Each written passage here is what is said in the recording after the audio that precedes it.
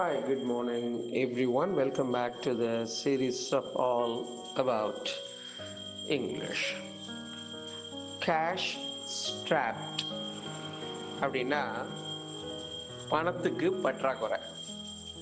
இதுதான் பணம் ரொம்ப டைட்டாக இருக்குங்களாம்ல, அதுதான் இந்த strapped அப்படிங்கிறதுக்கு அர்த்தம். strapped for cash அப்படின்னும் பயன்படுத்தலாம். Extremely shortage of money. For example, cash strapped consumers have gone deeper into debt. அதாவது இந்த மாதிரி பணப்பற்றாக்குறை இல்லைன்னா பணம் ரொம்ப கடுமையாக இறுக்கி பிடிக்கிற நிலையில் பணம் அவங்கள கழுத்தை இறுக்கி பிடிச்சு பணம் பற்றாக்குறையில் இருக்கிற இந்த கன்சியூமர்ஸ்லாம், அதாவது நுகர்வோர்கள்லாம் நிறைய கடன் வாங்கிடுறாங்க.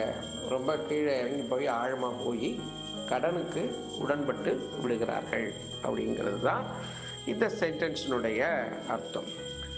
Cash strapped consumers have gone deeper into debt.